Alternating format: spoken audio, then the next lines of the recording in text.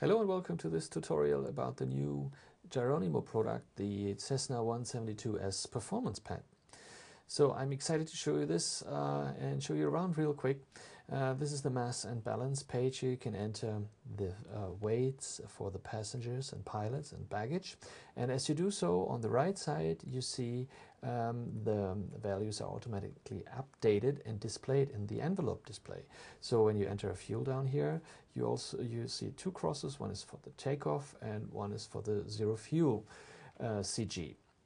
So as soon as you exceed the moment or the envelope, you will get a warning. So the pad will warn you in different cases here. So this is one option, and I think this is the fastest way to enter weights.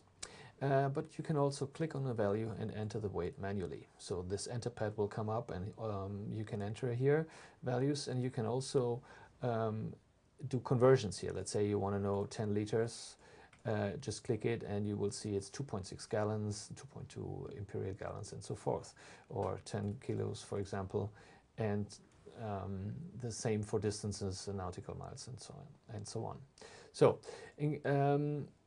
next thing I would like to show you is this little symbol here, the pilot's operating handbook symbol. Whenever you click it, you will get an additional information. In this case here you will be able to calculate the percent Mach of the Cessna, and you will get some information about what happens when you exceed the forward or aft CG limits. So this is the first page. You will see or you can see up here this aircraft right now, the name is Gyron. You can change this name and save all the settings, and how to do this I show you later on the setup page. Alright, down here you have two other buttons. This is the moment envelope, so if you want to see the results displayed in the moment envelope, you can do so, and you also have a table view on the right side. Here you can see all the values, the masses and the arms and the moments displayed. And here you can also set your own basic empty weight, so you can customize this app for your own aircraft. Also you can enter special weights and fuel allowance. Of course you can change the whole system or you can change the units from kilos to pounds and back and forth just by clicking down here. Okay, so when you have done a weight and balance calculation over here, you can send the summary to your email address. Just click on that button here and you will see you can have a summary, and just enter your email address up there and it will be sent to you when you click send. So let's get rid of this and let's go to the second page, the takeoff page. So here you can calculate short field takeoff distance, and this calculation comes directly from the pilot operating handbook. So if you click here, you will see this chart, and this chart is actually used to calculate all the values in the app. What the app does is it interpolates the values between the lines. So what happens if you do not take off from 1,000 or 2,000? What happens if you take off from 1,250 and not at 10 degrees but 17? And this is very hard to do manually, and here the good news is the app does that for you. So all you need to do is use the slider, enter the aircraft mass, enter the elevation, OIT, altimeter and so forth. You can enter runway conditions, wind conditions and slope, and you will see what happens with your lift off or ground roll and the takeoff distance. So this can be quite crazy. So if you have a very or snowy or wet grass runway, you see you will increase the values quite heavily. So now the wind conditions can be entered as a headwind or tailwind quite simply using the slider, but you can also calculate the wind components. Just click on this button here and you will go to the wind component page. So now let's start with the wind velocity. Let's say today we have 15 or 16 knots. And now just use this tap in the circle and set the wind direction. Let's say the wind today is from 120 degrees and your runway heading, let's say, is 170 degrees. Now you see you have a headwind from the left as calculated down here. So if the wind would change, now you would have a tailwind. And this wind component is forwarded in the wind condition setup down here. This is forwarded to your calculations. That means once you have set this component, you can leave the page, you can say go back, and the wind component is calculated in this calculation, or is forwarded to this calculation. So we better don't take off with a tailwind, so let's set this to a headwind. You can always override all your calculations, by the way. So even if you set a headwind using this calculator, if you go back, you can always override it. Same with the aircraft mass too.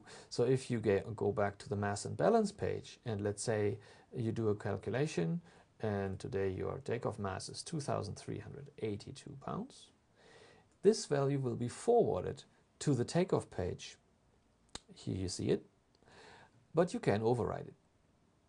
So this works the same on every page. Let's go to the next one, climb page. So quite similar. You said you can quickly set the flight level and the takeoff elevation. Maybe you don't want to take off from sea level. So if you take off from a higher elevation, this here, this red bar shows you your actual climb distance. Also, again, you can set a headwind or tailwind, and you can have a look at the POH here again. And this is the chart that you know very well from your POH. So again, all those numbers here are stored in the pad and are interpolated. Same thing, cruise page. Here it was quite tricky to interpolate it because it's a huge table and a huge amount of numbers. So I'm really happy that this worked out. So now you can just simply set a flight level and see what happens if you change the flight level. Your range is automatically changed because your fuel flow is different and your fuel efficiency is different. So you can learn a lot about fuel efficiency by playing here with the sliders. You see all the values are displayed on the right side using the instruments. This little guy here should show you the fuel distribution. So let's put a little more fuel in here for now. Let's say we have 46 gallons. Let's go back to the cruise page. Now you see the yellow amount is the total fuel, and the blue amount is what you actually would need for your trip distance. So if you change the RPM, look what happens. You need less fuel with less RPM. Yeah, who thought about that? So if you want to fly a little bit more economy, or if you want to save some money, you want to play around with it and find the optimum settings. If you click here, you see the fuel page or fuel overview. Here you can set the contingency, alternate, and final reserve minutes. Let's say you want to give yourself 30 minutes for an alternate. Of course, then you need more reserve fuel, but this reserve will be displayed here in this overview. So you know, okay, from my 43 gallons of fuel, I need this amount as a reserve, and this is what I actually use for the flight. So I would have a little bit of excess fuel, which is not bad to have, I think. So, all right, this next page is the landing page. It's very similar to the takeoff page, just use the sliders, set everything. You can again set the wind component here, set the runway heading. Let's say your runway is 120 and wind velocity is not too strong today, 15 knots. So again, this calculation is forwarded to your landing calculation. So click go back and you're back on this page. All right, next one is the stall speed. I think they're pretty, a lot of accidents happen due to stalls. So I thought this is maybe okay to have and to play around with it. What happens to your stall speed? So it will be displayed here. Stall speed right now is 53 knots. If I increase the bank angle, look what happened to the stall speed. It's now it's 60 knots now.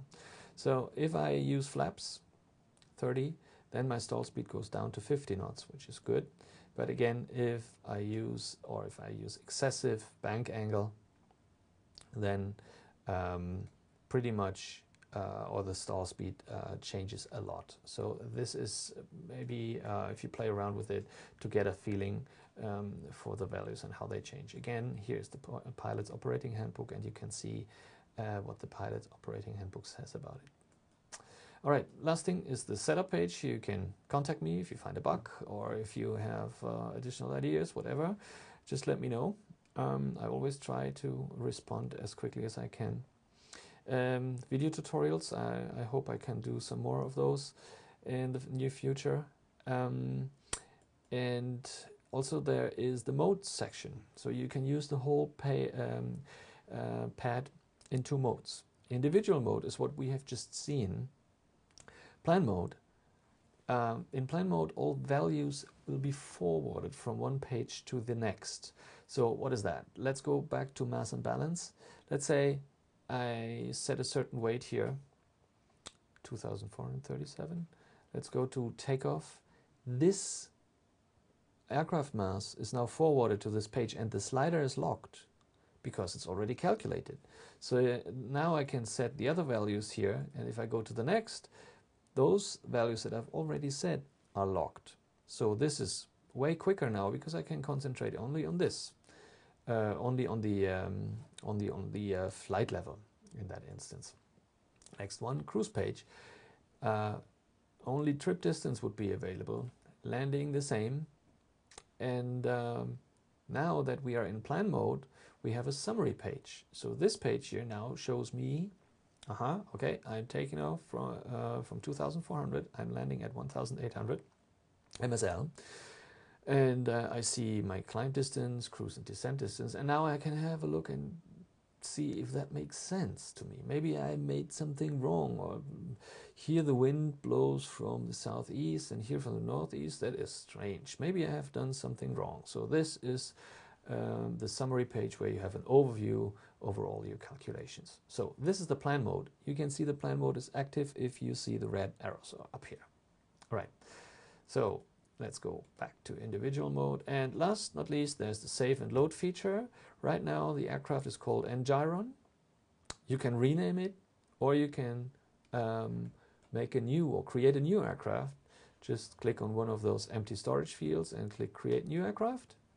Give it a name. Let's say we use November test. I love test. Okay, and now you have a new aircraft called test. It's a very nice call sign. And now you can start over and create the next scenario, and all the values that you enter here will be stored under the name test. So here we are, we have two aircrafts now stored. If you want to go back to Gyron, just click on it and click load and say, okay, that's it. Now you can go back to the mass and balance page and you have November Gyron active again. So I think that's pretty much it. I hope this video, I know it was too long, but I didn't know how to do it any shorter. All right, see you out there and blue skies. Thanks for watching.